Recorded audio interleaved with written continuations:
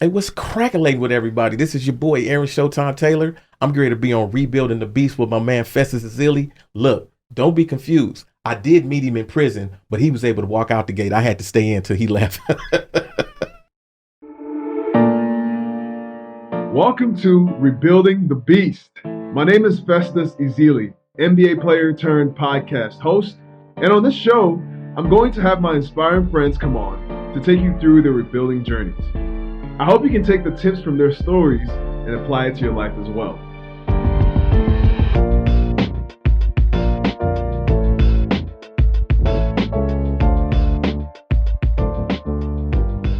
Welcome to Rebuilding the Beast. All right.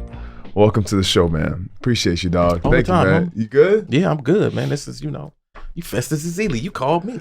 Yo, now when I called you, you said, what'd you say? You said you thought it was a prank? Of course, man. I mean, come on, man. Raymond Ritter calls me. I know his voice. I don't know your voice. So I'm like, okay, this is some kind of prank. It's got to be a catfish. I remember doing the piece on him in San Quentin News, but now he's calling me. The hell is going on here? Yeah, man. So we used to come out there. We went out there every year. And when we came out there, it's just I honestly, at first, I didn't understand, right? We came out to the prisons. We spent some time. And I left there with so much knowledge. The people, I was having a conversation with Lonnie. And the conversation was Talking about Lonnie Morris, right? Lonnie Morris. Yeah. And he's talking about how he's like, yo, I mean, I might not see the outside of these walls again. And this is what he was saying at the time. But he just got released a couple of days ago, he said, right? Day before yesterday. But he was like, yo, my life got to mean more than just this, than whatever mistake I make. I want to use the rest of my life to teach other people as well. So that's the whole point of this podcast, is the idea that we can use our life story to teach other people and heal people as well. So, that's what your legacy can be. Right. You can always rebuild yourself. You can always come back from whatever you fall into, Yeah, this journey is, this is one that I told Catalina Villegas from Spectrum One when she asked me. I said, listen, if I wasn't actually living this story, I wouldn't believe it if I heard it. There's nowhere in the world you're going to believe what I went through, right? And be like, are you serious? You did 26 years in prison.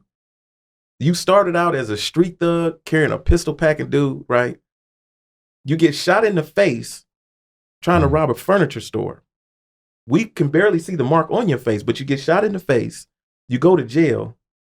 And then you come out later on, this complete Renaissance man, a play-by-play broadcaster, 9 languages. Speaking different languages. You came in here speaking, That was impress her. That was impressive. Yeah, okay. That wasn't for y'all. That was So you got to call the game, right? With the Warriors. So what happens is let's back up a little bit. So I started doing play-by-play at Overland Park. It's called Palms Park now. This is back in '89. I'm joking around one day, twist my ankle. Right. And I go to sit on the bleachers with a Corona, sitting there looking at the guys playing basketball. It's quiet. I just started doing play-by-play, imitating Chick Hearn. Sucked. Wow. Sucked. Big time. Shut up. A couple of years later, I'm a alum of Crenshaw High School. So they had a Crenshaw High School basketball 70s versus 80s versus 90s game. Right. Marcus Johnson, John Williams, old NBA vets come. And so I tried to do play-by-play then, but I was playing around. And Coach Willie West came to me and told me to stop and pulled me to the side and said, if you're ever going to do that, be serious about it. Okay. I get into a really, really bad relationship, right, with a woman who tells me that she's pregnant with my child. Come to find out, not only is she not pregnant with my child, but she was also a lesbian and told me she was a lesbian. Now, there's nothing wrong with her being a lesbian. But in my mind, I'm like, what in the hell just happened? I went from being in a happy relationship expecting a child to now the woman I've been with told me she's not even into men, right? And she's leaving me for a woman. And this child isn't mine. And so at the time, I couldn't handle it. I grew up used to self-medicating. So I turned back to cocaine again. Was something I used when I was a kid. And the cocaine was part of the fuel for me to begin robbing, right? I quit my job and everything. I was just like a break from reality at that point. Yeah. And I found myself in this furniture store on August the 25th, 1994, attempting to rob it. And the owner of the store and his employee fought back, rightfully so. So for me, when I think back about it now, it's like, who in the world thinks you robbing a furniture store and the owner and the employee come out with guns and now we're having a shootout in the store? Man. I didn't even think that at the time. But as I'm trying to get out of the store to get away from it because it went all bad, if I go left, I leave myself exposed to get shot. There's a door to the right that I run to, and when I snatch it open, there's bars there, but there's some sunlight coming through, right? Because it's 7 o'clock in the morning at this point. So the sunlight's coming through, and when I look back this way, the employee had a .22 rifle, and he was about 25 feet from me. And he scoped in on me, and I'm at that point, I'm a thug. This is it. I'm finna die. He's finna kill me. Because if the shoe was on the other foot, my life was he would have died. And so I turned my head to look back at this light, and that's as I turned my head, he shot, and I got hit here, right? And ran my head into the wall, and then I fell out. When I came to, the owner of the store is on the phone on one knee next to me, and the employee is standing over me, and he's about to hit me in the face with the butt of the rifle. And the store owner stopped him and said, no, don't do that. The police are on their way to get him, right? And I remember going out again, and I woke up in the ambulance. Eventually, I ended up in jail. And every crime I ever committed with that gun came up. So I'm looking at 2 attempted murders, 2 kidnap robberies, 12 counts of armed robbery. I got a list of stuff that I did over that period of time when I'm losing it. And so I eventually took a deal because the California's 3 strikes law had been passed in March 1994, and I'm arrested in August 1994. So I eventually took a deal for 50 to life, 25 to life for an attempted robbery in the furniture store, and 25 to life for assault with a firearm at another store I tried to rob a few days earlier and got into a shootout with somebody else there. And the first 6 or 7 years, now I'm doing play-by-play all the time during this time, but mentally I'm still floating. Because I haven't grasped 50 years to life yet. I know it says 78 years old, I'll be, ready for parole. But the weight of it hadn't really hit me yet, that I got 50 to life, And for those that don't understand the securities levels inside of CDCR, California Department of Corrections and Rehabilitation, I was sent to a level 4 in 1997. And during that time, anybody on a level 4, you're on the highest security level that you could possibly be. And everybody on these yards has something to life. So there's really no fist fighting on these yards. If there's ever really a serious disagreement, if it's not worth killing somebody over, then you basically try to leave it alone and squash it. And so the violence that's on these yards is constant. You never know where it's coming from. And so what happens is I'm doing play-by-play on the yard, on a level 4 yard, and the violence starts to go down. Because guys who normally wouldn't have anything to do with basketball is now hearing this little 280-pound dude with a 9-inch afro leaning by the pole on the basketball court, calling the people on the basketball court by current NBA player names at that time. Glenn Robinson, Glenn Rice, Michael Jordan, Isaiah Ryder when he was in his prime. You know what I'm saying? Yep. And when I ran out of current names, I went back and checked the sports books and started checking stats and started calling them by names from guys from the 60s and the 70s and the 80s. Right? So now I get popular. I go from being the fat kid with the 9-inch afro to Chick Hearn or Baby Chick Hearn, because now I'm imitating Chick Hearn and he's still alive, the voice of the Los Angeles Lakers. And so guys are bringing me soups and sodas, coming by myself. Hey, man, you coming outside to call a game today? Who you think gonna be good? I don't know how y'all picking teams. All I do is stand there and call a game, right? But the violence starts to go down, right? Because as I'm recalling in my head, to my right, maybe 50 feet away is where the gamblers are at. These are the guys that's playing poker. You know what I'm saying? They're shooting dice. So this is a live prison yard. Believe me when I tell you this. They're playing poker. They're shooting dice. Back here behind me, on a little grassy area in front of the building, you got guys playing pinochle for money, right? To my left, where they had some grass at as well, you'll have guys playing chess, right? Maybe dominoes. And then because of the racial separation on level 4 yards, the full court is split in half. Now, at that time, if you wasn't black, but you had basketball game, you can come down here and play on the end with the black guys. If you was black and didn't have game, you can go down there on the other end where the guys was just shooting the ball around and running each other like they was playing soccer out there, right? That's just keeping it 100. So you calling the games on one half of the court? On one half of the court, 4-on-4.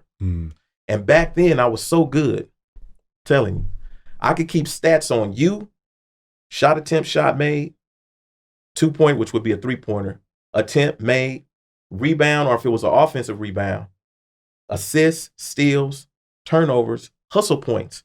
And I can pick one person from each team. And while I'm calling the play-by-play, every time you touch the ball, I'm going to run your stats down before you even make your move.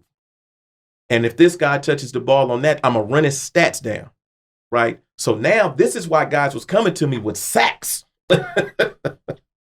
Soups and sodas and, summer sausages and all this stuff. They like, man, you have to be outside to call these games, right?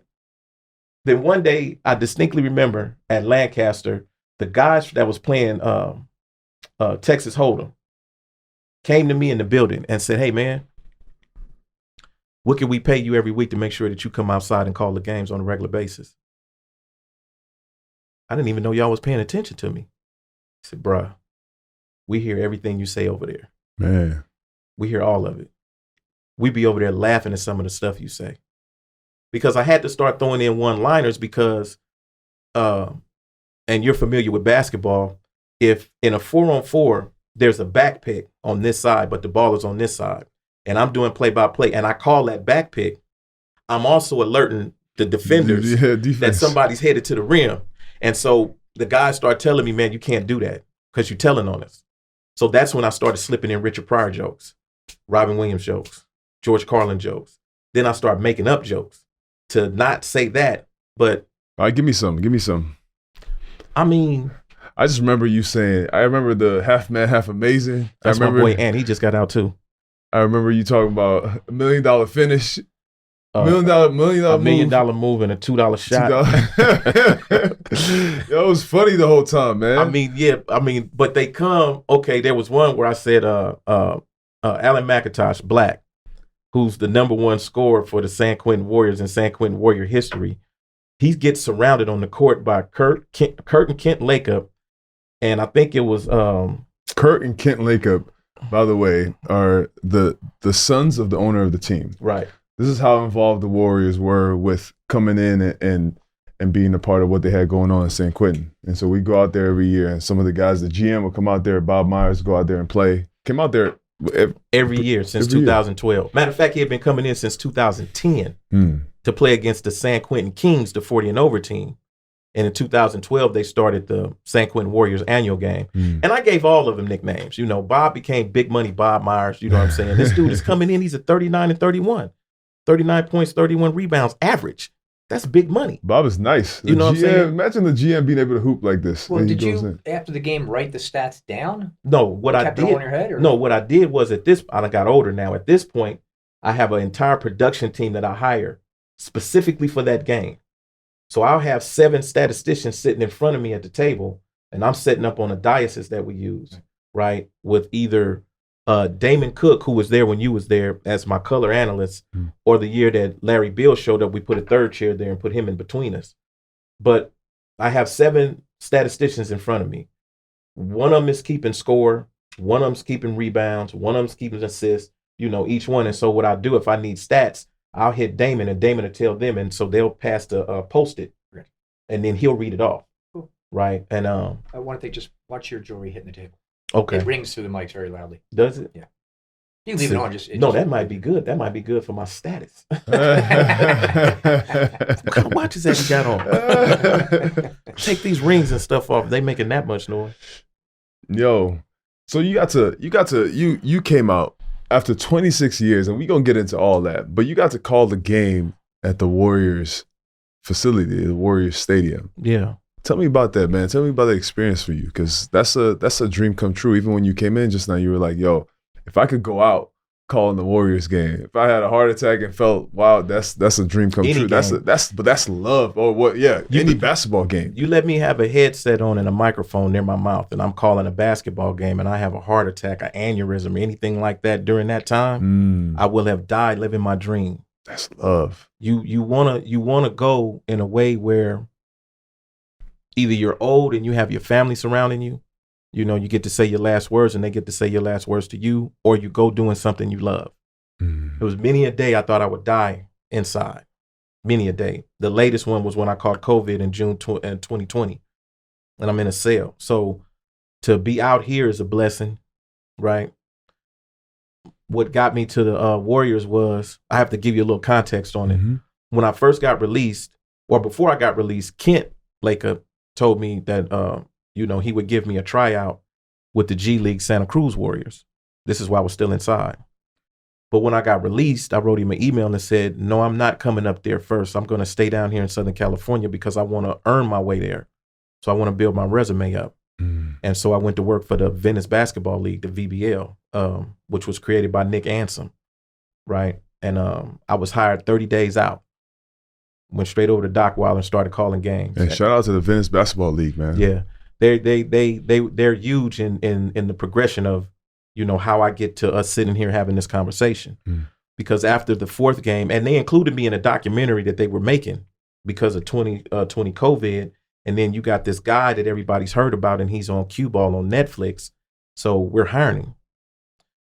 Once their season ended, Kevin Daly, who's the president of the Western Division of the American Basketball Association, I run into him in the Slauson swap meet making some jerseys.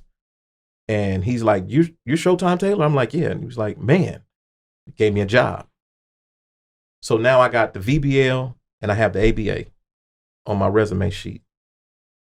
And then I started getting calls from people, you know, can you come over here and, you know, do this volleyball game? Can you come over here and do this handball game?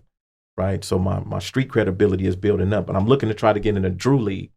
But what happened, All-Star Weekend in the NBA, that Friday, I was doing the ABA All-Star game over at the Mamba Academy, right? As we're leaving from there, I told my nieces, one of them is my manager and the other one is the CEO of my company, Elevated Entertainment. After we finished that, I said, you know, after this, we're going to be celebrities. And they said, what? I said, trust me. So that Sunday, I open my email up and I see the email from Ray Ritter. I thought it was some BS. Crank call. Hey, Aaron, my friend, what's going on with you, man?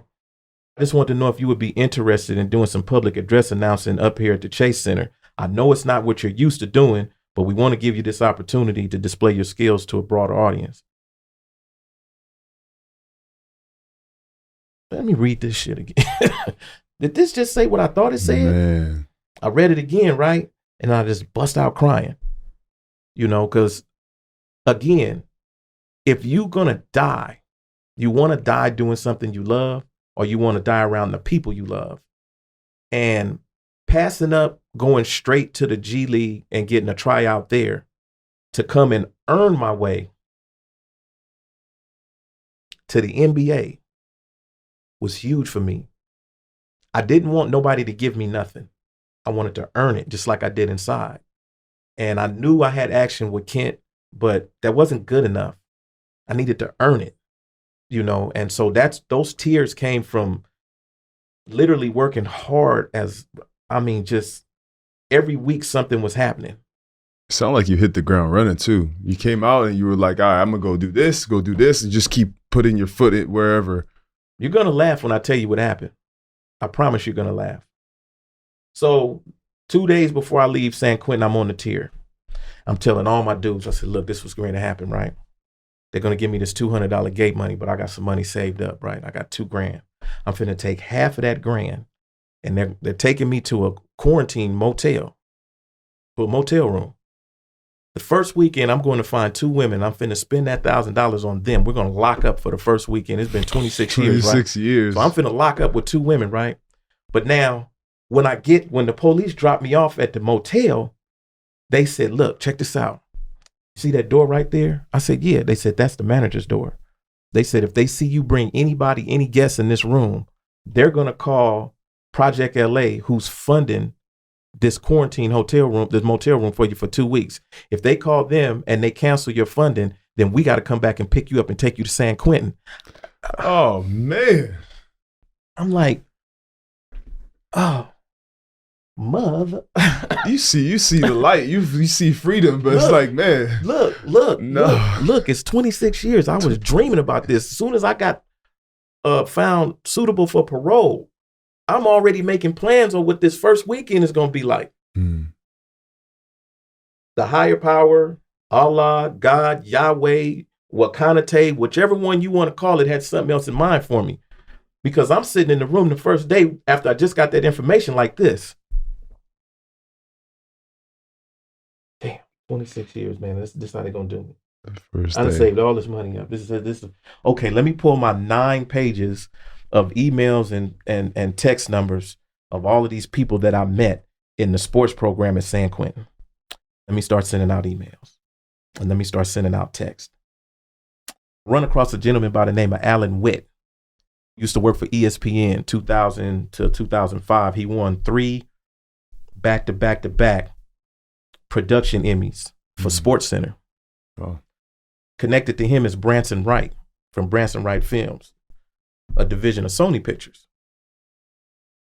And there's a lawyer over at Rothschild LLC or LLP named Daryl Miller. I don't know these guys from the Man in the Moon, but I get a telephone call from him. Just crank call, right? Branson tells me that he's seen cue ball and he thought that I was free and I was brought in to be an inspiration to the inmates. I said, no, man, I was an inmate. And he said, well, we found that out, but I'm glad we got your number because we want to talk to you. And so between those 3 guys have been advising me since I've been out. They didn't advise me about passing up. They wanted me to call Kent. And I said, no, that's what I'm not going to do. But every other piece of advice that I followed since I've been home came from them. Damn, so you telling me that weekend that you had planned, and it takes a different type of mentality, though, awareness to say, yo, God got something else planned. Let me take this time and do something else productive. Yeah, that sounds good. And in the moment, it wasn't like that. This name right here, Rebuilding the Beast, when you're in the middle of the rebuild, when something hits you, man, it doesn't sound good. But when you tell a story of something not going good and you figuring it out, it sounds good now and along the way when people are telling me about this discipline that I have, right? Oh, you have this amazing discipline, after 26 years, guys are hound dogs, right? But that first weekend let me know that it wasn't meant. And I'm thinking it wasn't meant for the idea that I had. Lo and behold, it wasn't meant because within a week of me leaving the quarantine room, I created a company called Elevated Entertainment because I needed Elevated Entertainment to be the vehicle that would drive Aaron Showtime Taylor, right? Because everybody's looking for Aaron Showtime Taylor. And I had nothing, no infrastructure, nothing like that. So I needed to build Elevated Entertainment so I could promote that, which features Aaron Showtime Taylor, as well as other ideas I had, right? Then I get hired by the VBL 30 Days Out, and I'm involved in their documentary. So every week, whenever I thought about, I wanted to take care of my beast nature, right? I had to understand what rebuilding the beast was, not just building it, but rebuilding it. So I had to remodel my whole thought process. And I had to elevate above what I wanted to do physically to focus on what I needed to do, but not just for myself, but for my family and for my community, right? And in doing so, I made a brand. Again, I made Aaron Showtime Taylor a brand that was being viewed and accepted with the hashtag The Rebirth of Chick, connected to Chick Hearn. And in building that, my foundation started to widen out, right? So now I'm not just calling basketball games. I'm being called in to speak to school kids about, what it takes and the perseverance that it takes to, and the mental toughness that it takes to go through what I go through, maintain some semblance of sanity, and then reconstruct my whole moral outlook on life. You know, religion has a lot to do with it, but it doesn't have everything to do with it, because the religion helped me spiritually, but they have self-help groups inside of CDCR, whether a person wants to go to them or not, that can help you reconstruct the way that you view the world from an empathetic and a sympathetic viewpoint. No, so like the part I will say that, you know, you said before this whole thing that you were hurting. Like, you need to self-medicate, all those things. And those kind of things that I kind of want to talk about is the idea of self-medicating and what you had to heal from. When you talk about these self-help groups, what were you healing from? So everybody on the planet has trauma. And the definition of trauma is something that was done to you that you had no absolute control over. Right. And so, my mother was on drugs when I was growing up. And I'm back and forth between wherever she stayed at, and my grandparents' house. Right. My grandparents were old Southern. You're going to get your ass beat anything you did wrong. And there was some really, really unique ways that we used to get whoopings. But that's a trauma, right? The first time I seen somebody die, I was 12 years old on my paper route. And it was over on Washington and 10th Avenue here in LA. And there's a car wash up there. And a guy comes running out. I'm across the street. I just finished my route. I went and got some ice cream from the Thrifties. Never forget it. And as I come back on Washington, I hear the noise across the street, and I see the guy running away from the hamburger stand inside of the car wash. And then another guy comes behind him and popped him in the head. Right. I pissed on myself right there. Dropped my ice cream and everything. 12-year-old with ice cream. That's a picture right there. I go back home, and I can't even tell my mother about it. I can't even speak. You know, she just like, what's going on? And I just couldn't talk. You know, it took me a few days before I told her what happened. And then there's the gang banging and whatnot. Even before I started gang banging, right? The police in our neighborhood, they would just come through and write a card up, just pull us over. Like, what's your name? Yeah, you're from this gang. You know, when I was a kid, my interaction with the police was more, you know, at 7, they come through and give you baseball cards and bubble gum. By the time I hit 12 and 13, it turned into something else. When I was 14 years old, the first time I ever ditched school, away from school, I got robbed at gunpoint. But probably the worst part of it, when I was 15 years old, I moved to Texas with my uncle and his wife. And my uncle ended up going to jail. He was in the service down in Fort Hood. And his wife, who he had only been married to a year, eventually started prostituting herself in downtown Killeen. Right. And my little 6-month-old cousin, I would watch her in the motel room because we had a home. But once my uncle went to jail in the Army base, we ended up moving over on I-190 to some trucker motels. And eventually she bought me a gun and then had me come downtown to watch her back. So I eventually became her pimp. Damn. You know, and again, a situation where I called my mother, but how do you tell your mother that at 15, her brother is in an Army jail and you have become your uncle's wife's pimp? Yes. Because I called her up and told her I'm ready to come home. And she was like, well, what's going on? And I can't even formulate the words to this, you know? And so I just, you know, never mind. Hold it in. You know? And so damn. When I did come back, because me and her eventually got into it, my uncle, they had shipped him off someplace, and me and her eventually got into it. So I ended up going to Fort Hood and getting a bus ticket from there to get back to LA. And I remember she kept asking me, what happened? I can't tell my mother this, right? I'm hoping I don't ever see my uncle again. Because every time we went to see him, he was asking me, where you guys getting all this money from? And becoming her pimp pimps have sex with they hoes. So all of this was involved in it. How am I going to tell my uncle this shit? You know, I can't even, the thoughts now, and it didn't come out till I was 45 in a group called Cage Your Rage. And it came up with the definition of sexual molestation is. Now, we always see it as, older man, younger woman. But the facilitator was a woman, and she started talking about the manipulation that older women do with younger men. I'm sitting there listening, and I'm like, this sounds like just like what happened to me down in Texas. And I remember she said, does anybody have anything they want to say? And I remember saying, I think I was a victim of sexual molestation when I was 15. And saying it out loud was like pulling a scab back. But it also helped in recognizing where I needed to focus the healing on. Mm-hmm. Because as we back up to the woman who told me that she was pregnant by my child when she wasn't, and then told me she was a lesbian, she was like 7 or 8 years older than me. Just like here in Texas. And the woman I was in a relationship with before her was 8 years older than me. Just like back in Texas. So I had been looking for something healthier than what was taking place here in them. Trauma.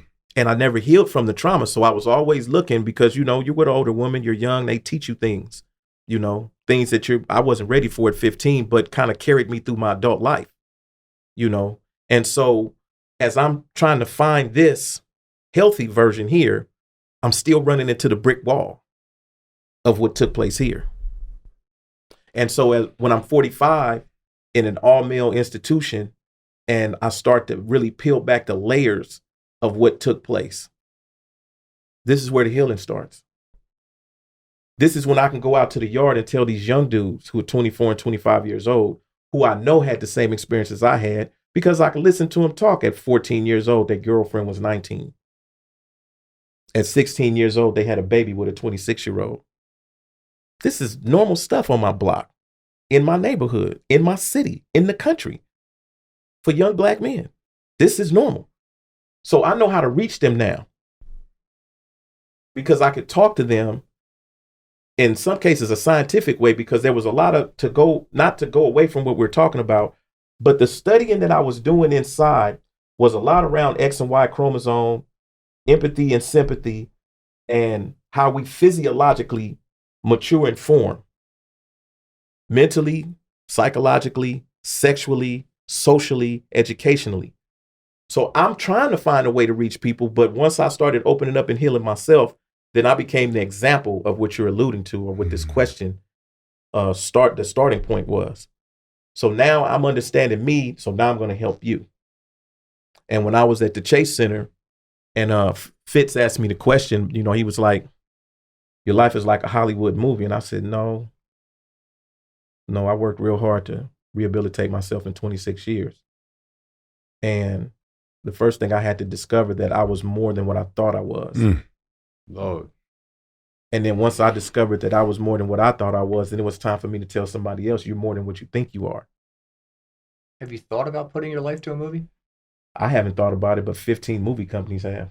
I think so, yeah. Yeah, they're surrounding me right now. It's going to turn into a Commander McBragg story. There I was. Did I ever tell you about the time? But then it moved from me addressing the traumas to me doing selfless work for other people. That's it. So the basketball league that I created at Centinela State Prison on the level 3, and the softball league that I created wasn't more about me. It was more about doing something to keep these guys busy so they wouldn't end up going to the hole and start fighting.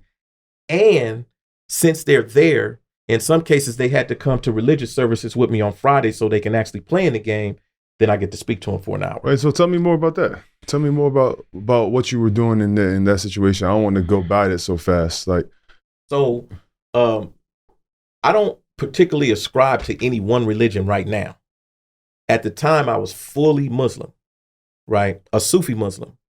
I'm not getting caught up in the Sunni and Shia arguments. I'm not into Protestants and Catholicism, blowing each other up and all that stuff. I'm looking for peace. That's what I'm looking for.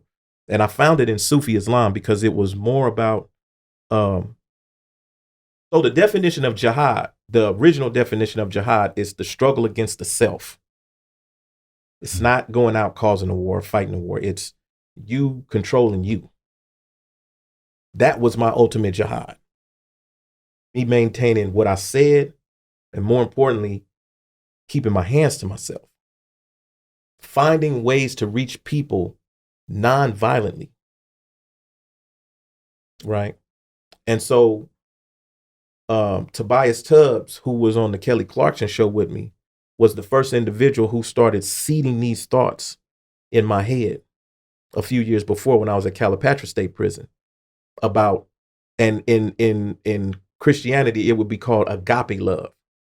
You know, just straight, unconditional, selfless, just straight love. He started a revolution by smiling in prison where everybody's face is screwed up. Right? He just started smiling. He started smiling. When I seen him, he was smiling. I'm looking at him like, what the hell is wrong with you? I'm sure that's what everybody. You know?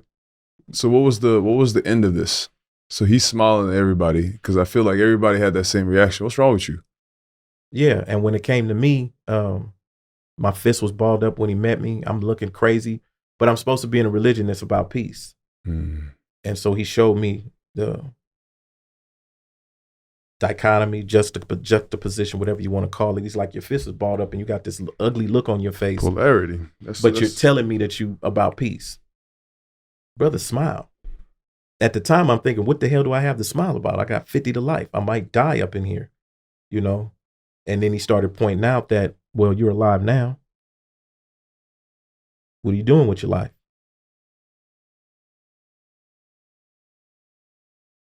I really don't know what I'm doing with my life. He said, have you ever really thought about becoming a leader and not a follower of somebody else's, ideas? Nobody never said that to me. And so I started thinking about it. And what they used to do at Calipatra State Prison, the Muslim community, they were really high on writing. And I started reading pieces that guys had put together. I mean, these dudes are from the same area of the city that I'm from, but one of them had put a spinal column together. And in the spinal column, first he made one where it had the English alphabet in it from the bottom up. This is how it goes. So it's A, B, C, D all the way up to Z. Then he did another spinal column with all of the Arabic letters in it. And then he did another one with the Hebrew letters in it, the 22 main and the 5 ending cases. So it's 27 letters there. And then each vertebrae had a lesson to it. And I'm looking like, I've never seen nothing like this, ever. Nobody's ever talked about it. He's using his time. My experience with religion, Christianity, Islam, Judaism had always been, go to whatever house of worship you go to. Somebody's going to stand up there and tell you. Mm-hmm. This is a problem I have too. This is a problem I have. But now I'm surrounded by guys who are coming up with some really, really innovative ways to teach. And they made me lift my head up. Right? They made me start seeing Islam in a way that I'd never seen it before.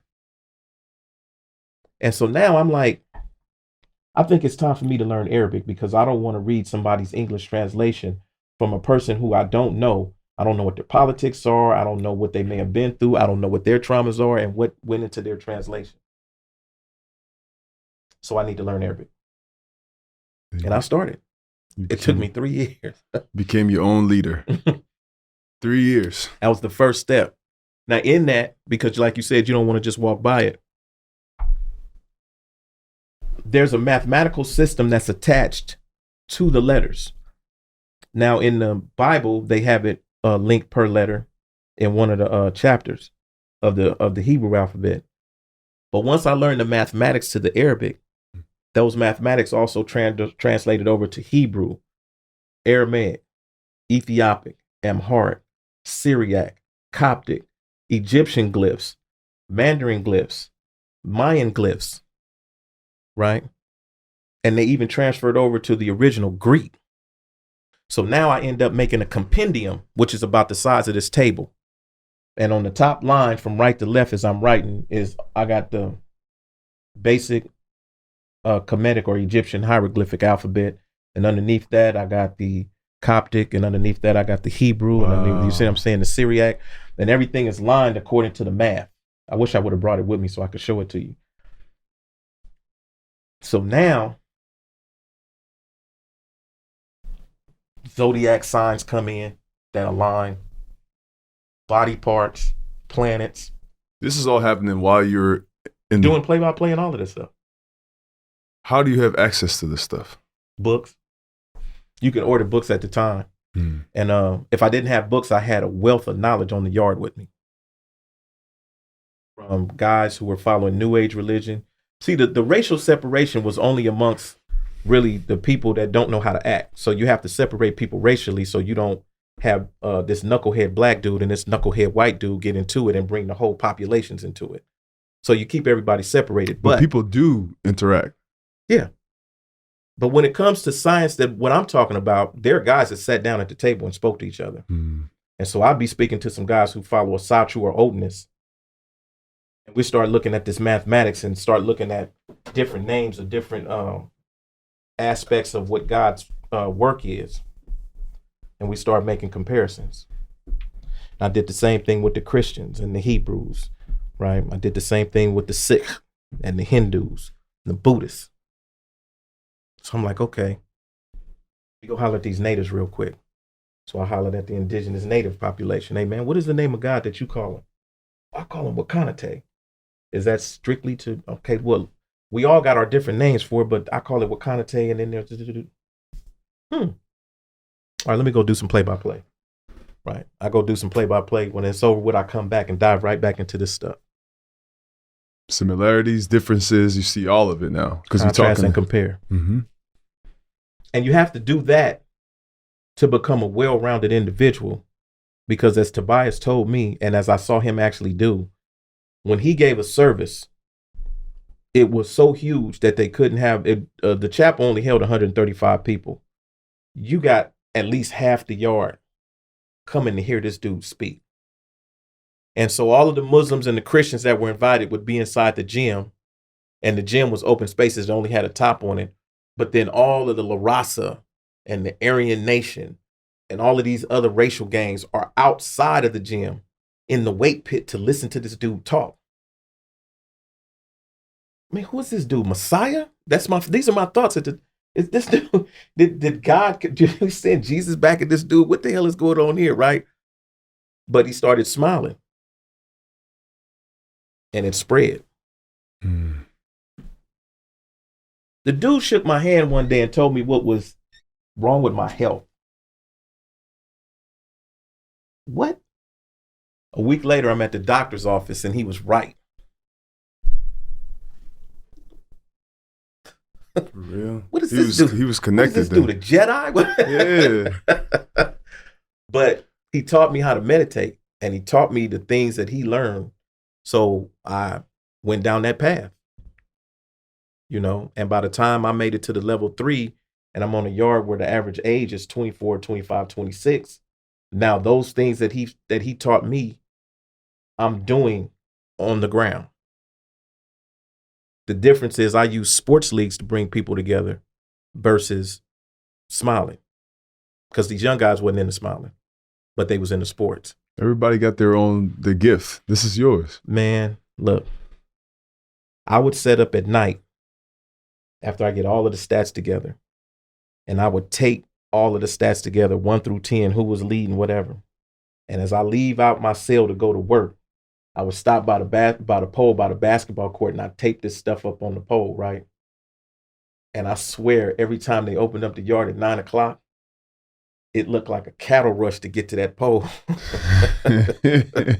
You literally see guys take off running to get to that pole first, to get in position so they can see where they were at on the stat board. So it went from blood and cuz to where am I at on the stats?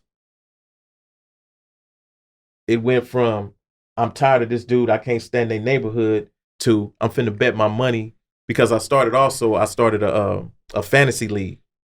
Oh, so y'all were betting in there too. Oh man, the cops, everybody was betting on this stuff, man. So I started a fantasy league too. So guys are like betting on their fantasy. The name of the league was the CBL. Now at Centinela, it was called the Convicts All-Star Basketball League. When I moved to San Quentin and they were on a more rehabilitative thing, I turned it to the Championship Basketball League. But the Convicts All-Star Basketball League, as it started off on a level 3, was 12 teams. Each team had to pay $25 that went into a pot. At the end of the season, the winner would get the 80% of the pot. The other 20%, I kept 5 for myself for doing the work I did. And the other 15%, I paid the referees, the statisticians, the scorekeeper, and I hired another guy to write the stories of what happened in the games. And then all techs were $1. You couldn't get back on the court until you paid your tech. I didn't have to enforce it. The other teams enforced it. I didn't have to enforce nothing. I had a reputation. Seems like everybody rock with you. So it's just they brought into it because I had a reputation when I was gangbanging, but also when I quit gangbanging, there's a lot of guys who quit gangbanging, but their reputation goes with them. I didn't want my reputation to go with me, but because I was dealing with these young guys, many a day I stood at the podium and said, if you don't believe what I'm talking about, you call your daddy up. You act like you don't know who your father is. You call your father up and ask him about me. You call your big cousin up and ask him about me. You can call your uncle. Matter of fact, you come to my cell. I'm going to let you use my cell phone, and we're going to call your daddy on the phone. Dude sitting in my cell. Hey, hold up. I want you to holler at your son real quick. Man, why you didn't tell me you was there with Harun? That's Aaron in Arabic. Why you didn't tell me you was there? Man, I didn't know I was supposed to. Man, that's like your uncle, man. Whatever he telling you, listen to what he got to say. And so now the young guys go out on the yard. Did you call it? Yeah, man, everybody know that dude. So that gave me credibility. That allowed me to influence them. While I'm still studying all of this other stuff, while I'm still working on myself, I'm trying to help other people. The only way that I can do that is to do it selflessly. I didn't ask for nothing in return. So eventually, I'm getting calls from staff. Marriage problem, somebody died in the family, just going through something. And I'm going into the program office, back in the counselor's office with the lights off, and it's a cop there. I just need to talk to you. What we got going on here? What happened? What did I do? That's my thought. Yeah.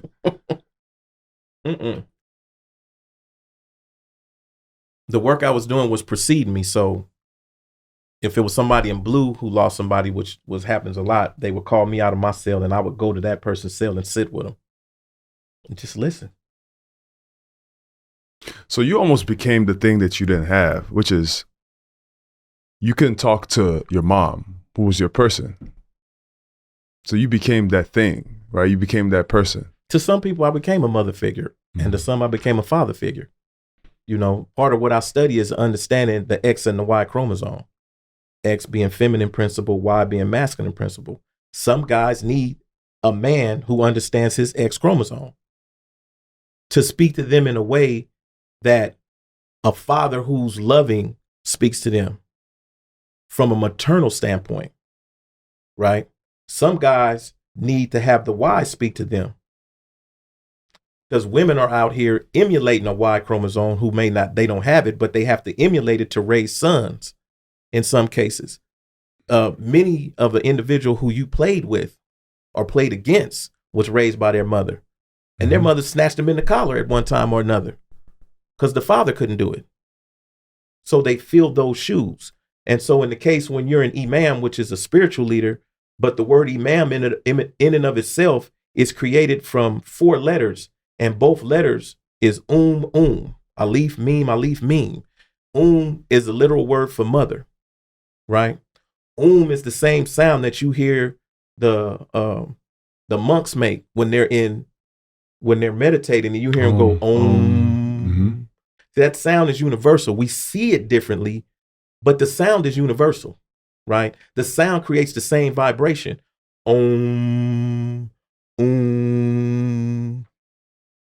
You know what I love, man? What's that? I love the story of the guy who gets convicted. You hear 50 years. And in your mind, you're like, I don't even know how long that is. And they close the doors behind you. And at that moment, what you thinking in this moment? At that moment, I remember thinking my life was over. I definitely remember that. I was down in the holding tank, and I was like, that's a wrap. That's a wrap. I didn't see nothing in the future. When you was doing all the stuff, like, did you see this coming?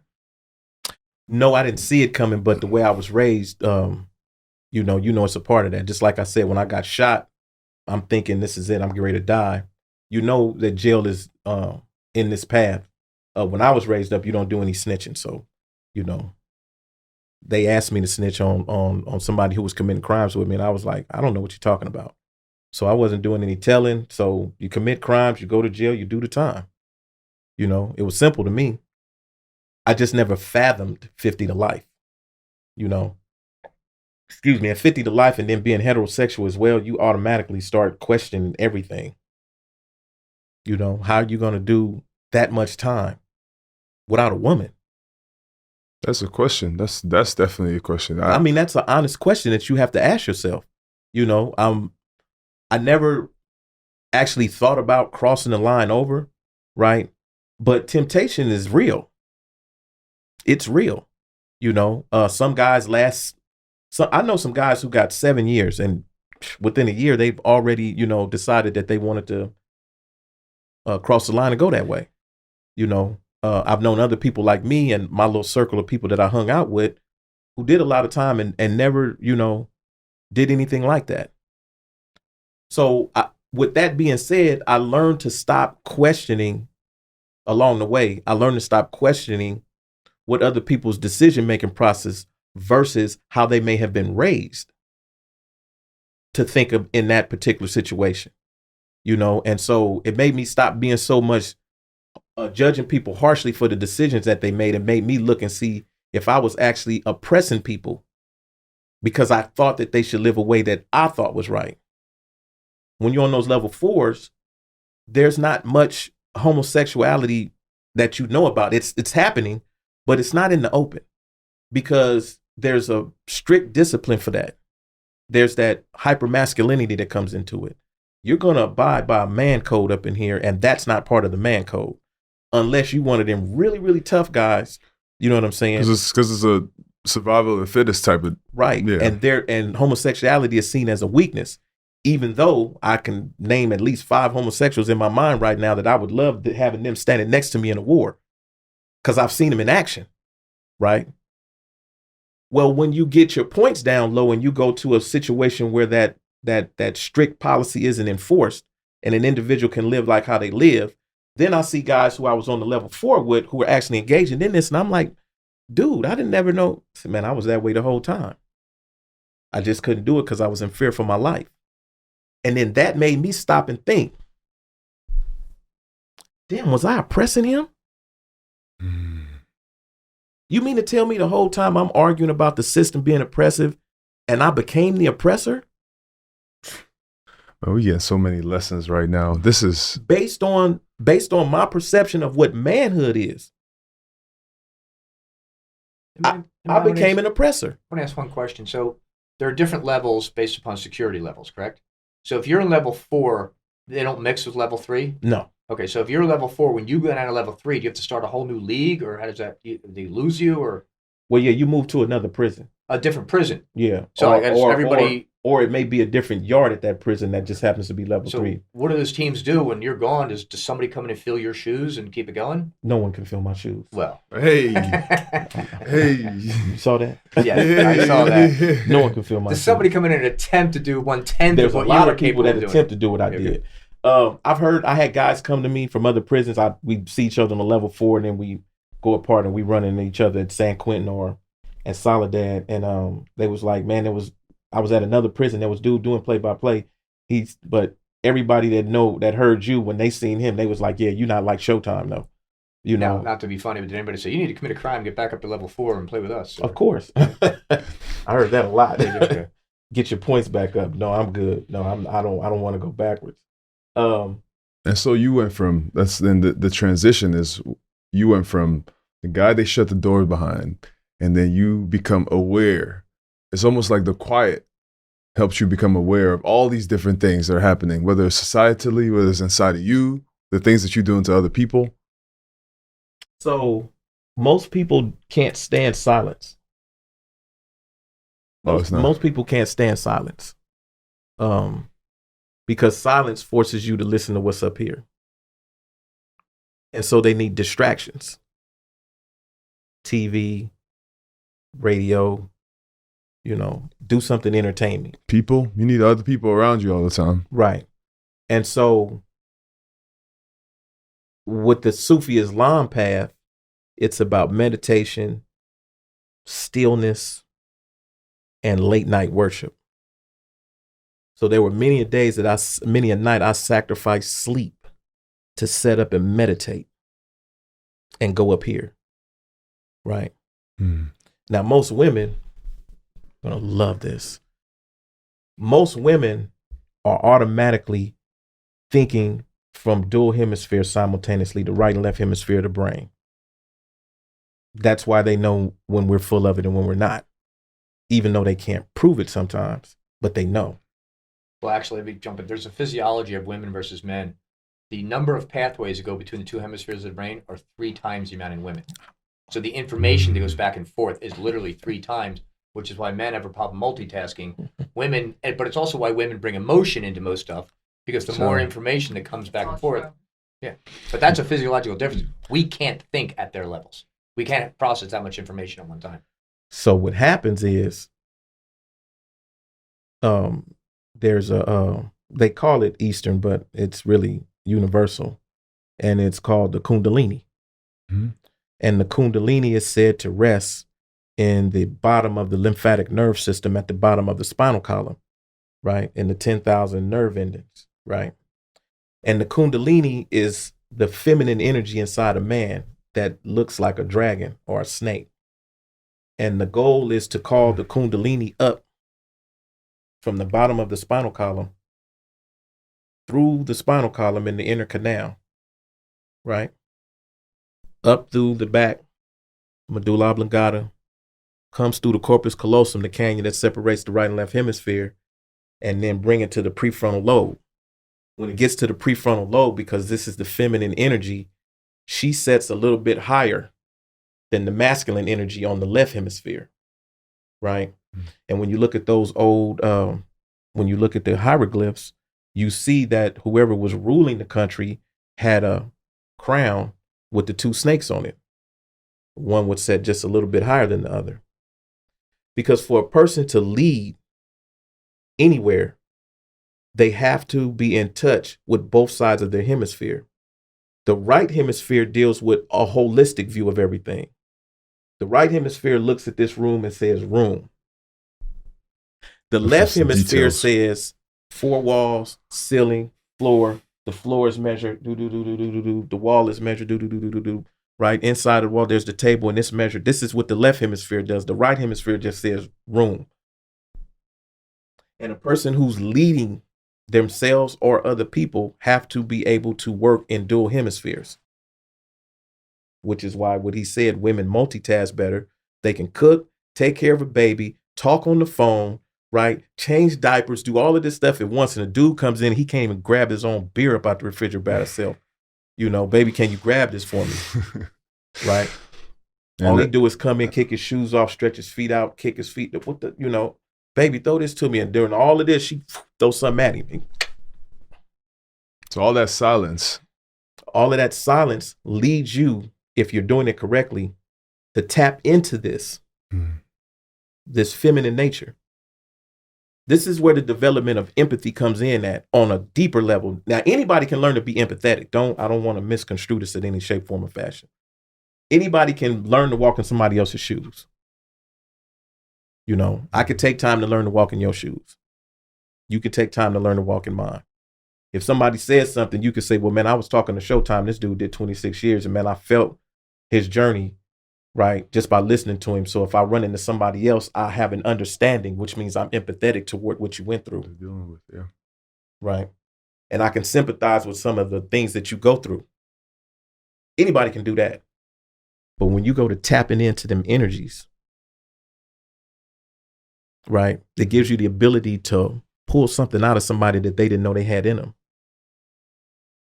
It gives you the ability to explain things in such a way that a 5-year-old can understand the most complex lesson you're trying to teach them. Give you an example.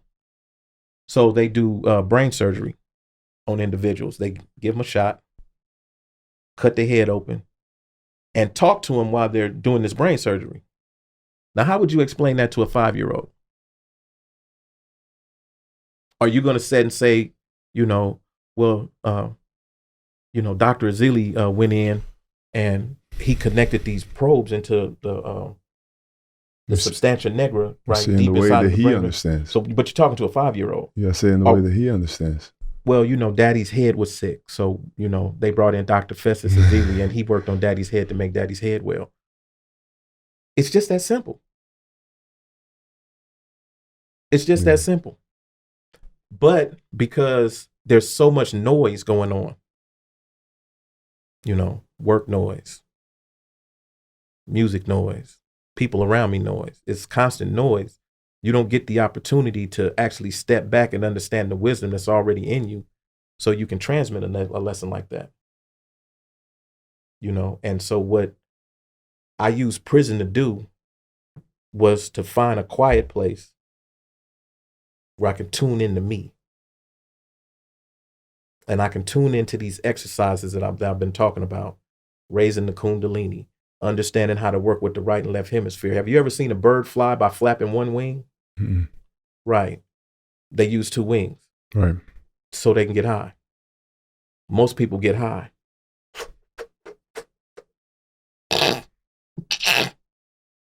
But they only flapping with 1 wing. I get high because I fly. I use both hemispheres of the brain. It's something I had to learn how to do to survive in there. There's an old saying that the strong rule the weak, but the wise rule the strong. You look at Planet of the Apes. They had the big gorillas running the army, but they was controlled by the smart chimpanzee. You look at the world right now and any government set up, it's the same thing. The problem we have now is that a lot of dummies got into politics and now they're in the positions and they're making decisions for everybody else now because it's kind of like everything's flipped on its head. Right? But in a structured environment where people can actually get hurt for making the type of decisions that get made out here in public, you're real careful about who you put in that position because it's a reflection of the community. You are a reflection of your household, which is part of your community. Everybody in this room is they're a reflection of how they was raised and everything else. It just so happens that my story started out as I was being raised wrong. And then I was put in a situation where I had to rely fully on myself. On the stuff that you learned. And the stuff you learned was, like you said, 1 wing.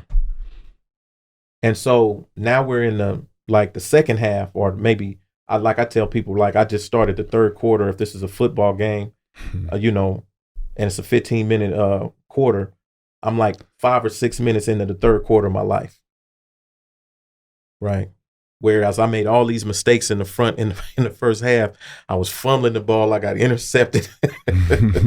Kickoffs went bad. We had bad coverage. We got hit with the DB ran up too soon and the wide. Everything just went wrong in the first half of my life. There was not too much that went right. We could go back at halftime and look at the chalkboard and be like, well, man, what we going to talk about, man? Let's just focus on this 1 first down that we stopped versus the interceptions and all this other stuff. Now I'm in the 3rd quarter and I have a better understanding of what took place in the beginning. I have a better understanding of who I am and understanding that I'm not a product of a bad environment. I'm a product of making bad choices in a bad environment. That's a very aware person right there.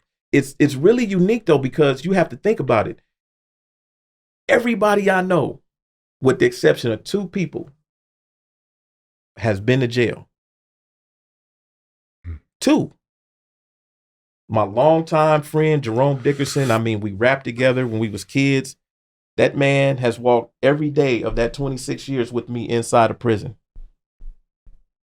That is my friend. That is my brother. Right? He walked every day of my 26 years in prison. Kept me sane, reminding me of what we used to do. The little concerts we did when we was early in the late 80s, early 90s. Reminding me about who I was to him. I wasn't a criminal to him. I was Doc Fresh, the half of the Doom City Rockers, you know, and we've done shows, at least 100 shows, right, in and around LA, right? He kept reminding me of that. Brought you back from the dark place, huh? I needed to hear that a lot.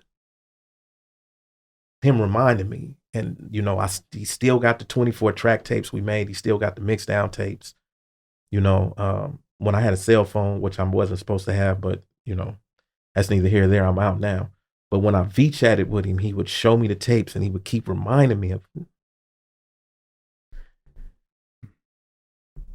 He was an anchor. Yeah. Along with my cousin Steve, who was the owner of Drain Man, router service here in LA. They were anchors. And the only thing I could give them back was the knowledge I was learning. And telling them, go read this book. Check this book out. No, don't watch that on YouTube. Just read this book, man. Stop watching that stuff. You know, read this. And helping them tap into things. And so now we're out and we sit and talk about it and they bring the letters out. And we rehash the conversations and they bring books out that they've read since then, and they anchored me to remind me of the good part of me.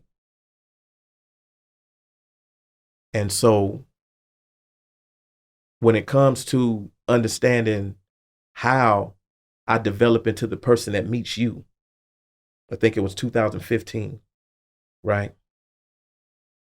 I wouldn't have been able to talk to you if I hadn't have went through what I went through and still had an anchor to who I was. You know, the good part of me, the part that didn't get caught up in gangbanging before pistols was put in my hand, you know, before drugs was introduced, that good core kid, you know, they kept reminding me, man, we remember when you first started plumbing, when you left high school, you know, you remember when we went and did this show. You remember when this happened? You remember that happened? Yeah, I remember. Okay, cool. You know, I owe it to them to do better. I owe it to my mother. I owe it to all of the guys I did play-by-play for. As I said on the Kelly Clarkson show, when I went to the Chase Center, this goes back to one of your earlier questions. When I went to the Chase Center, before I caught the plane on the 8th, that night on the 7th, I woke up 3 times crying in the middle of the night. Because I knew that what was going to happen was going to change my life.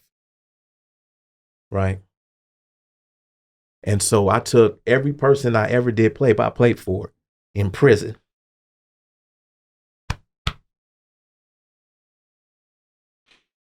And then I took every victim of every crime that I ever committed and who had a crime committed against them by somebody in prison, put it here. And then I took all my brothers and sisters in blue, who I know wanted to say, if they had the opportunity, that they were sorry for what they did. Mm-hmm.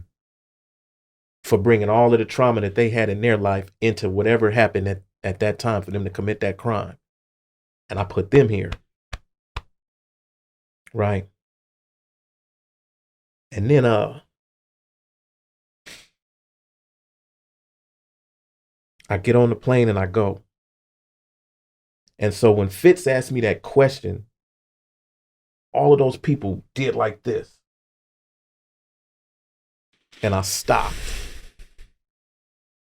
Because Steph has hit me on my shoulder, telling me, you know, this is your moment. And everybody that I just named off is doing this. And all I could think to say was, I had to discover that I was more than what I thought I was. And when I discovered that, it was time for me to teach other people that they can be more than what they thought they were. And when I'm sitting on the Kelly Clarkson show, and she asked me about it, she said, that's a lot of weight that you put on you. And I said, yeah, but it wasn't about me. It's about rebuilding the beast. Because the beast nature is what takes us to jail. The beast nature is what causes us to do things to hurt other people. But if you're going to rebuild the beast is also the thing that helps you keep society together. To have a society, you need a beast nature. Because to have a society, you have to procreate. You have to eat. You have to hunt. You have to do certain things to survive, right? Mm-hmm. But then once that's done, then you have to learn to cage the beast back up and then move up to the next level, right? Which is a spiritual sense. And then above the spiritual sense, it's a social sense. And then the next one is a spiritual responsibility. And then after that, you raise up. This is the raising up through the chakras of the Kundalini that I'm talking about, right? And each step that you raise up or each chakra that you goes through cleanses you until you get up to the one where the pineal and the pineal gland and the what's the other gland? Hypothalamus? No, those are down here. The pineal and the so we're looking at melatonin and serotonin, pituitary gland. So the pineal and the pituitary gland is the highest level within the body. We have to get to that point so we can leave outside of myself, outside of yourself. That's when you become selfless and you helping other people. That's when it became real. You went with me because you were a basketball player who heard me do play-by-play. So Coach Kerr, everybody, they were all there. I had to go in there and represent for all of them, not for me. And then I have to continuously, that's why I like the name. You got the read blocked off is building the beast actually, you know, but the rebuilding part is the understanding what the beast nature is and then rising above it, knowing that it's necessary and it's a necessary part of you. So if you rebuild it, that means that there's a constant state of build, destroy, build, destroy, build, destroy, build, destroy, improvement. This ain't good enough. Let's tear this down and rebuild it another way. You know, that's amazing. Players get injured, right? Let's take Derrick Rose. We know he didn't have some serious injuries. Rebuild. We have new technology. We can make him better than he was before. Better, stronger, faster. But it takes a certain dedication of silencing all of the other things that are going on and totally focusing on what it is that you're trying to do. I got out after 26 years, 1 month and 3 weeks of not having any form of sexual relation. And I waited. After that opening weekend when I was denied, I waited to just this past weekend to go let my beast out with someone who I wanted to be with, that I didn't have to pay money for, that I can appreciate, that I love, not just love, but I'm in love with, who I could be myself with, not put a mask on, not have any intimacy or none. No, there was intimacy involved in this. There was love. There was appreciation. There was a longing. There was a building of a relationship to get to that point. Know who I am. I want to know who you are. Well, what do you like? What's your favorite color? What's your favorite flower? What scent do you like? You know what I'm saying? What kind of ice cream you like? You know what I'm saying? Oh, you don't drink coffee? Neither do I. You know what I'm saying? Getting to know somebody, not just paying for something and treating people like flesh, you know, on the market. But I waited. And I was getting asked a question about this. This goes back to the discipline that I'm talking about in dealing with this meditation and stuff. Man, what's wrong with you? If it was me, I would have been done. But you're not me. You're not building what I'm building. I'm building elevated entertainment. I'm building Aaron Showtime Taylor as a brand. I'm building credibility. I'm building a brand. Now, when my little empire is done, I need a queen to come in. But I'm not going to be running around chasing this stuff. I got stuff I got to build first. And now that I've built it up to a point where I'm like, okay, this is cool. Okay, now they're bringing somebody in because I done kept the beast locked up too long. So, you know, you called and I was like, hey, man, look, you felt cool. That's good. I'll catch you after the weekend. When I'm done. I'll see you when I come back. I'll catch you after the weekend because, man, I got something to do. Man, you so inspiring. I had questions. You answered everything, but I didn't even have to look at it. I told you just tell your story, man. This is one of the most captivating discussions I've ever listened to. Man, look, I feel bad for y'all, man, because, you know, I actually need to be chewing some gum, but I didn't want that stuff smacking on the on the mic and all that stuff, right? But to go through what I went through and understanding that, like I said, man, there's numerous movie companies fighting, you know, in a bidding war over who's going to do the Aaron Showtime Taylor movie. You know, doesn't bother me. Just get the right writer. Even so, I told Larry Bill when he asked me about, I mean, how does this feel? I'm like, look, man, I just had the best 3 days of my life. But in the end, when I get on the plane and go back to LA, I'm an ex-con on parole living in a transitional house. I'm curious about this because, like, released October 16. My birthday's October 21. Released October 16, 2020. Now you're outside, 26 years. What does the world look like from your eyes? I mean, it's a tale of two cities that's coexisting as one right now.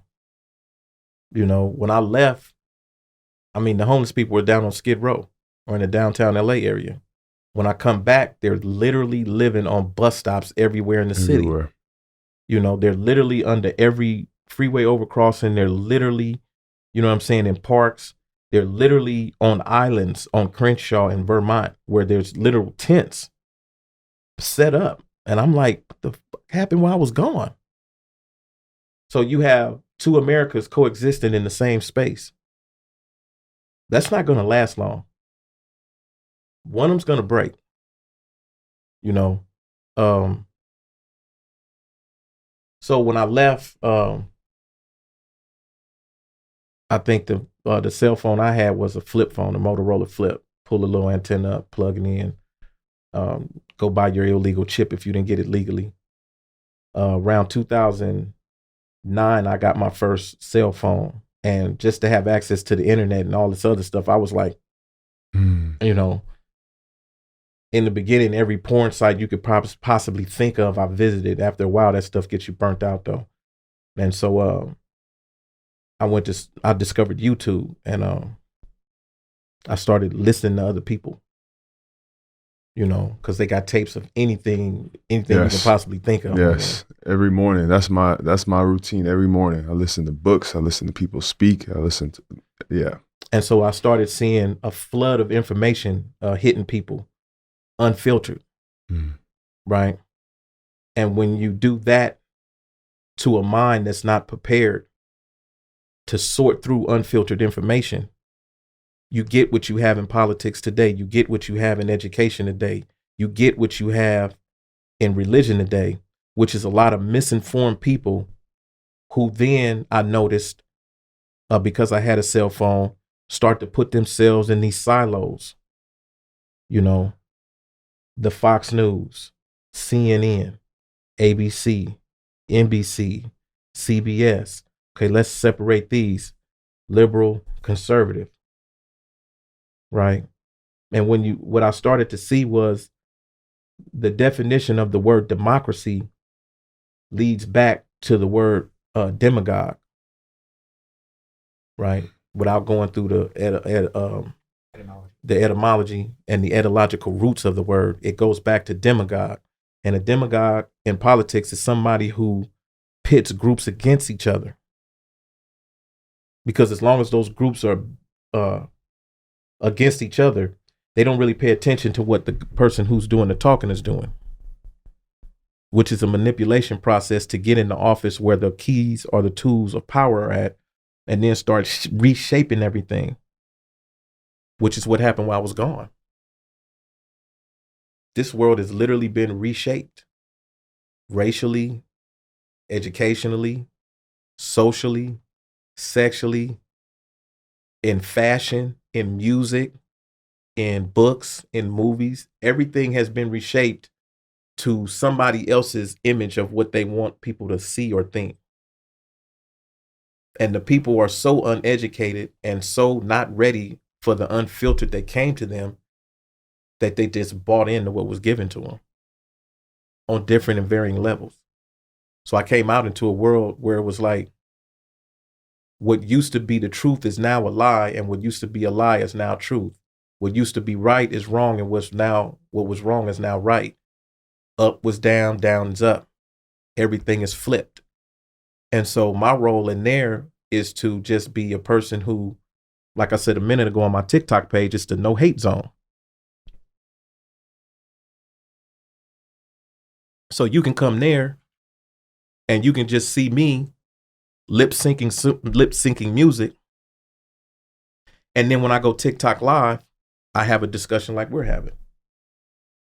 So you went from seeing hashtag Uncle Daddy Grandpa really do some really, really good lip syncing. I'm hella good at this stuff, man. Trust me if I do say so myself. Yeah, I am good. You can believe that. I have legions of women that follow me, right? Yes, they don't care. You got 4 new followers now on TikTok. They don't care that I got a woman. They just like, keep doing what you're doing. You're making my day go well. There's only one person who I think is better than me on TikTok. Well, I don't think he actually is, only because he can pull his shirt off. I can't. I'm 55. This dude is young. Scotty 7. I am Scotty 7, the guy that's, got him on a worldwide basis going nuts. But what I did do was get next to Scotty. I do duets with him. So, I'm smart enough to understand I got my own lane. And so when you bring 2 kings and put them together, I benefit from pairing myself with him. Yeah. And it's cool. I call him my nephew. And he calls me Unc. And he was one of the biggest supporters when I came out of the Chase Center, right there on my Instagram page, right? Shared it around. We never met each other. Only reason we met is because of TikTok, and I started emulating him. And in doing that, because he was actually an inspiration for me to get into it. I was on TikTok to just try to promote myself as a play-by-play announcer. But I saw this young dude pull his shirt off and do some lip sync, and I looked. This is what I'm supposed to be doing. I can't pull my shirt off though. Wait, okay. Let me go to Goodwill and buy me some suit jackets. Let me give me a few ties and get some shirts. Invested about $150, right? And then pick some of the same songs he picked in the same genre. And so you pull your shirt off and you get them that way, but I'm going to get my grown man on. I'm going to do mine from a grown man position. So when we do it, I also learn how to play guitar in prison too. So, man, there's a Dire Straits song. I forget the name of it, but I did a duet with him on that. Again, he's with his shirt off with the hat on, and I'm standing there with the LA Clipper uniform on, but with my electric, and we getting it, right? Sultan's a Swing, Money for Nothing. Sultan's a Swing, Money for Nothing, Twisting by the Pool, and naming all Dire Straits songs I know. I don't know, because I'm not a Dire Straits fan, but I'm a guitar fan. And I heard that. Most likely it's Sultan. It's probably Sultan's a Swing. That's the most famous. That's it. one. I think that is it. I think it is Sultan's a Swing. I'll pull it up on my phone after we're off camera. I don't want to do it right now. Mm-hmm. But, and so in my TikTok lives, because there's mostly women there, I open up a conversation about X and Y chromosome. I open up a conversation about relationships. I'll open up a conversation about gender roles. I'll open up a conversation about what does it really mean to be a gentleman in 2021? Is chivalry dead? Can I still open the door for you? Can I still hold the seat and push it up for you? Can I still pay for the meal? You know, me and my girl, Sharon, just went out to Pachanga Casino. I did all of that. She was like, well, I haven't been a gentleman in 26 years. I haven't had the opportunity. Don't take that away from me. Let me open up the door. Let me pay for the meal. You know, we ain't got to do nothing later on. That's my girl. We are. But if we wasn't, you know what I'm saying? Let me do the things that men were raised to do. You can still be an independent woman and do your thing. And as a man, I'm supposed to respect you and have your back. Man. You know? We have this conversation. Did you think it was going to go here? I didn't. I just was open to. I was excited for it because I knew it could. It had the potential, but it even surpassed my expectations, man. Getting schooled. That's what I'm getting. Man, no, I thought it was going to be about the prison time and rehabilitating, come out being the sports. Now you've gone, but this into is all part into of faith and into the knowledge of the medical line. I tell you, it's very engaging. I wanted to call it entertaining, but it's more than entertaining. It's captivating. But it's this. What you're hearing is rehabilitation. True rehabilitation, you know, where you literally become, I mean, to be rehabilitated, first you got to be habilitated, right? And I guess habilitated becomes habit when we break it down. So what was the habits that I had? So we had to change that around. Yeah. You know, we had to change all of that around. You know, what was my habits back then? Okay. But you did this yourself. Well, no, I had help. Okay, so who was your help? My help was those self-help groups. Okay. While you were incarcerated? Also the OG. Which one? That was speaking to everybody that told you about smiling. And he's not an OG. He's 5 years younger than me. Wow. Had been incarcerated since 1992 on a murder that he didn't commit. And he's smiling. And I'm, what the is wrong with you? What do you have to smile for? You got 102 years to life and you didn't even do the crime. I'm not going to let, his words, I'm not going to let what was done to me affect me in a way where it's going to stop me from being who I am. Huh? Lord. And that was revolutionary. This dude got write-ups for smiling at cops. Affected his custody level because what are you smiling at? I'm just giving you some love, brother. Give me your ID. Really? For smiling? Well, he taught me to smile. What's that oppression thing you talked about before? Off. What's that oppression thing you talked about before? Because what's the lesson in that? The lesson in that is you're not supposed to smile. You're supposed to have your face wrinkled. You're supposed to be angry. You're supposed to be. Why are you smiling? Well, what they call it is toxic masculinity, hyper masculinity, in a prison setting where there's no women. So, or the only women you run into are nurses and guards. And so in this hyper masculine environment, you know, and everybody's trying to be an alpha male, right? And even betas are trying to, you know, disguise themselves as alphas. Nobody wants to just be themselves, right? So everybody's trying to play a role. And anybody that doesn't fit in that role, especially on a security level 4, where violence can take off and you need the strongest people there. As you said, the strong survive, weeding out the weak. Mm-hmm. Homosexuality is seen as a weakness, right? And so you don't want those people around you. This is the thinking. Now, years later, when I come back and I find out that guys who I was on the battle line with were secretly in the cell doing things, when I run into them on the level 2 and I have to stop and think, damn, we were actually oppressing them and preventing them from living the life that they wanted to live and forced them to conform to a lifestyle that they didn't want to live, where they had to take it in the secret, right? Again, I'm not gay. I don't promote it. It's not for me. But if it's for you, who am I to judge you on that?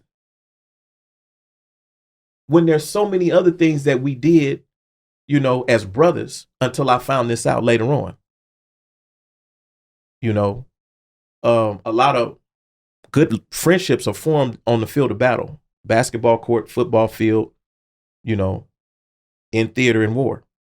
When you go to battle with somebody and you know the 4 other players on the court with you and the 8 other guys on the bench and the coach and the coaching staff and the organization is all geared for this.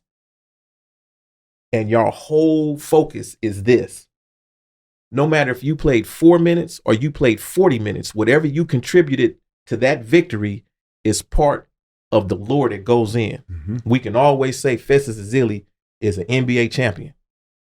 That's what somebody asked me the other day. They said, you still talk to Steph? You still talk to Bogut? You still talk to Steve Kerr? I'm like, why wouldn't you? We won a championship together. Right. This is for life. Like, this is my brothers forever. This is what going to battle means.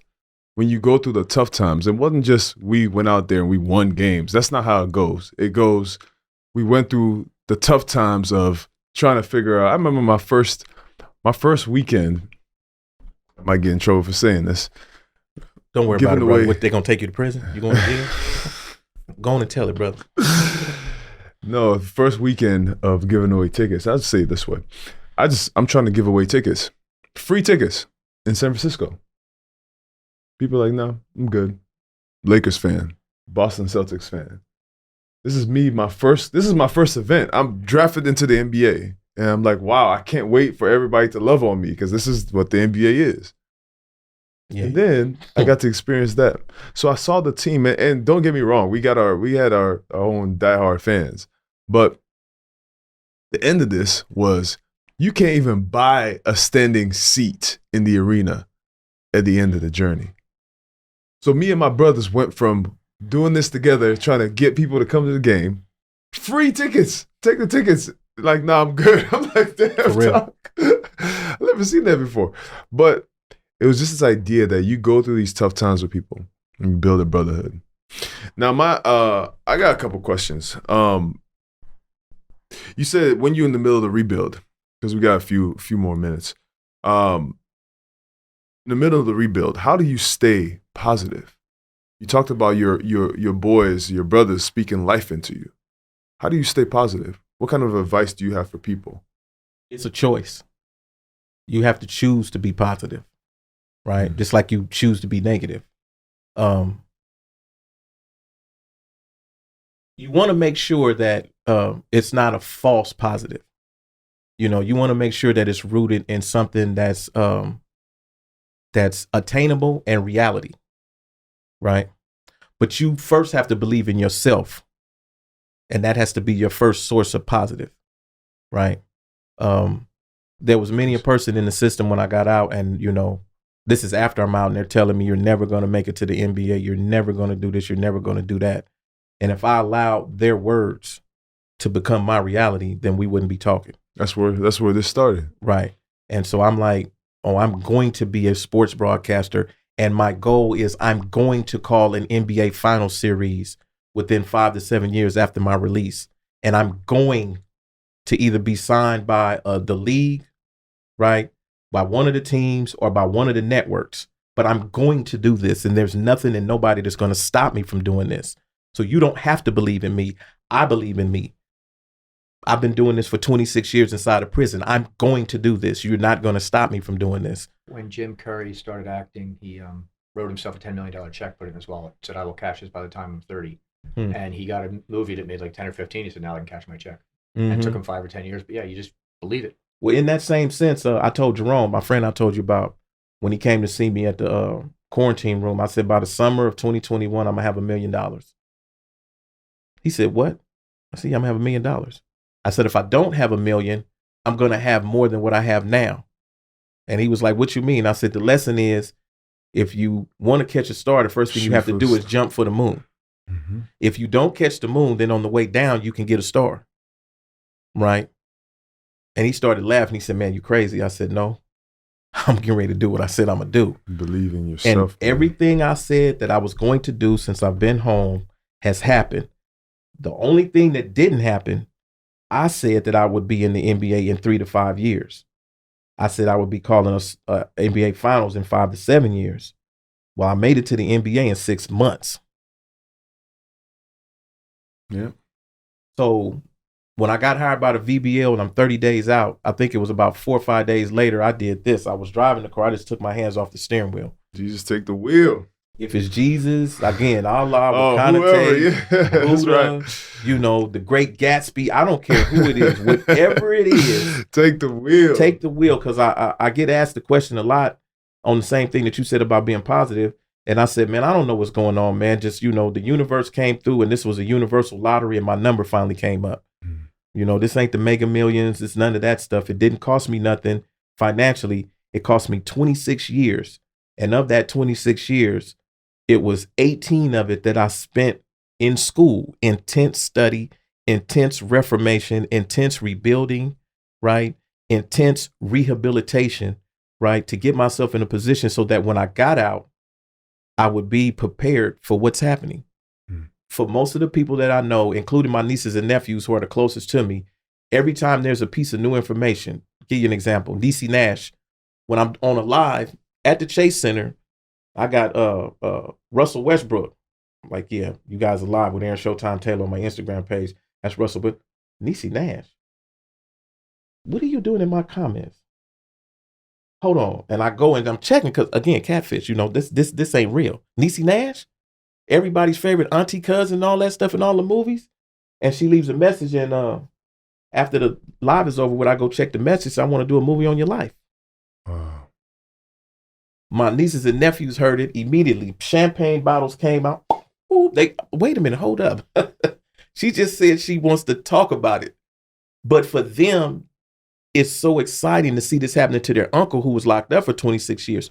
For me, it goes back to what I said earlier. I'm still an ex-con. I'm still on parole. I still live in a transitional home.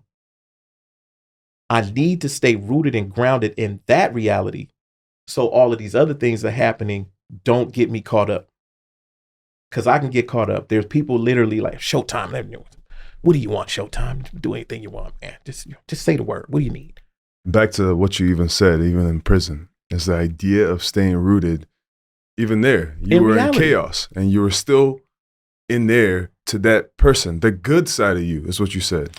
Well, that person that was inside of you. And even now, there's still that good person inside of you. But we'll go here because by the time I met you, right? Remember Mark, well, you wouldn't know, but if you read the story, Mark Jackson came to me in 2012 at the first annual game when I didn't have any microphone or nothing. I'm just projecting my voice like I used to do when I rap.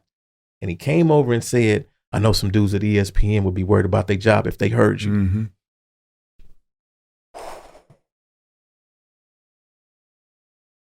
My hat would not fit on my head for a year when Mark Jackson told me that. Mark speaks life into people, man. Man, look.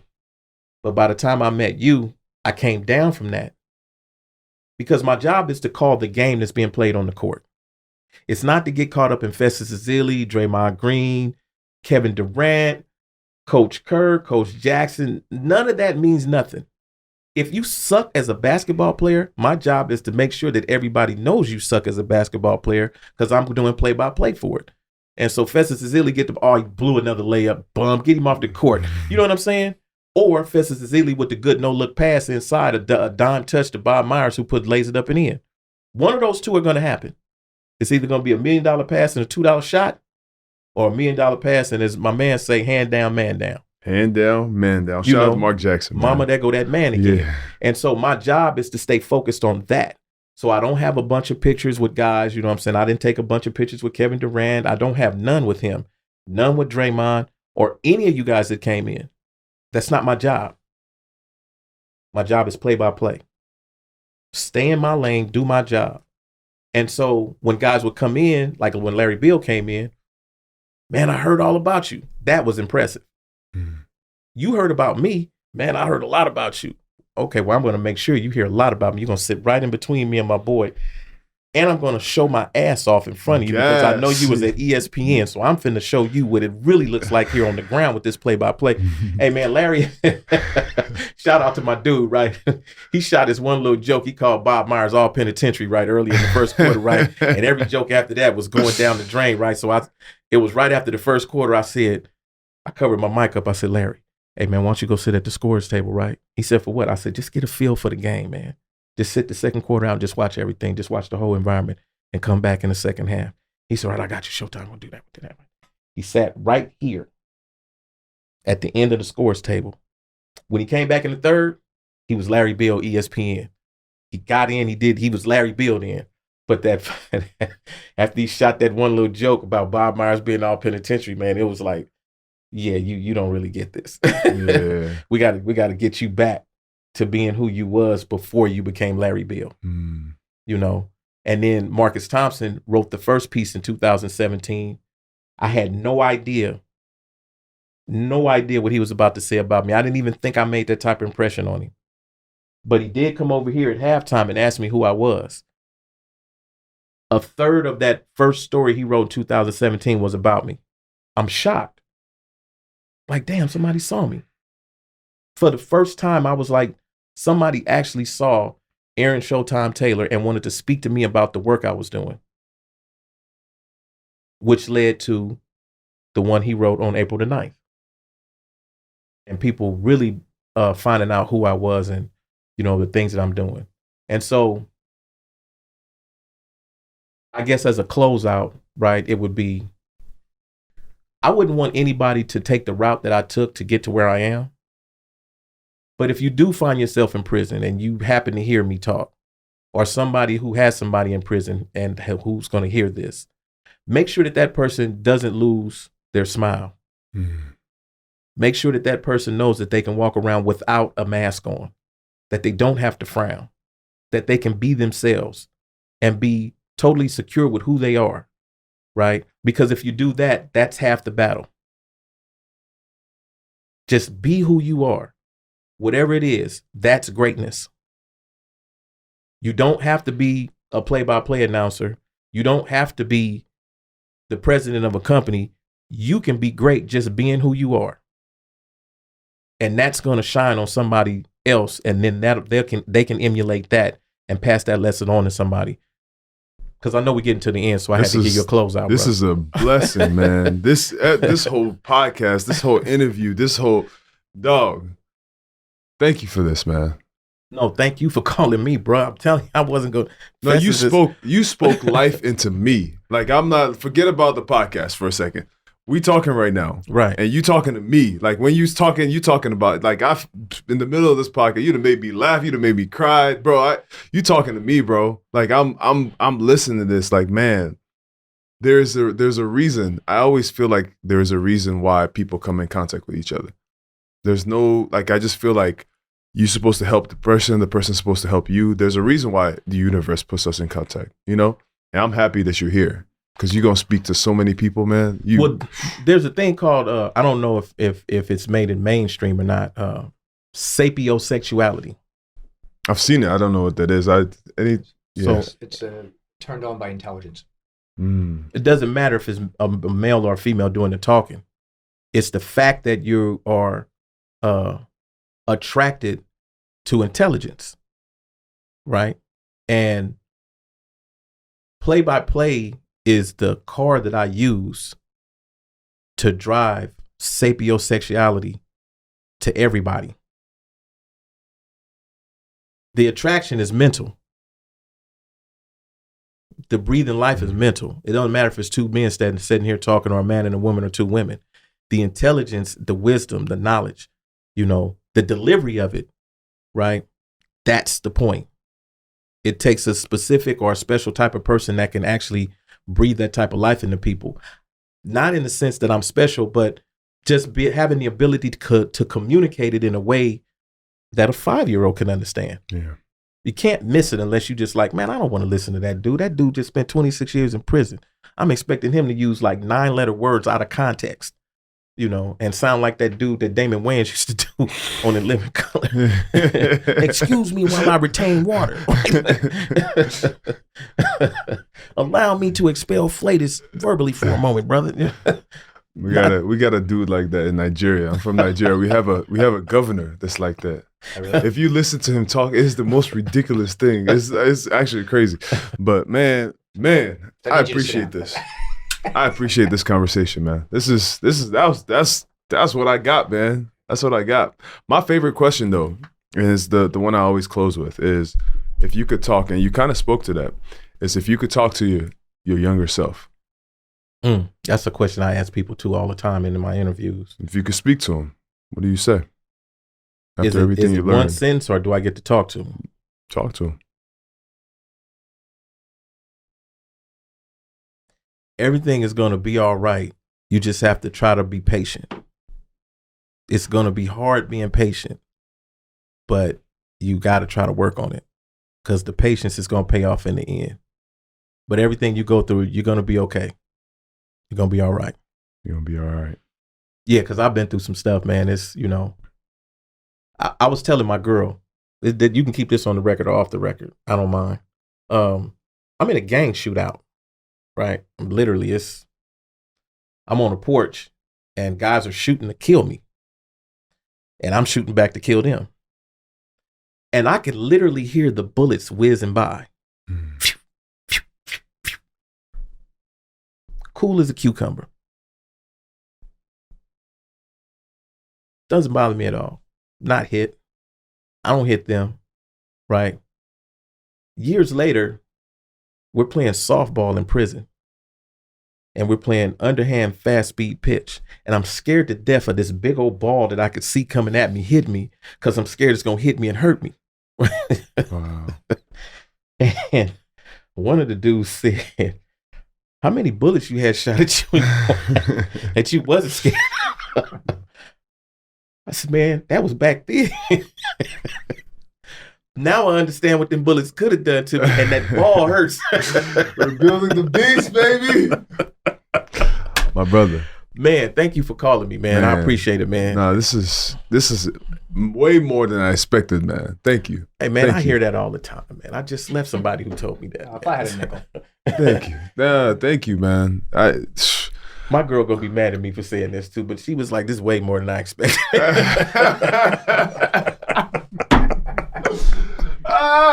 You definitely got to end with that one. And we're out. Yeah.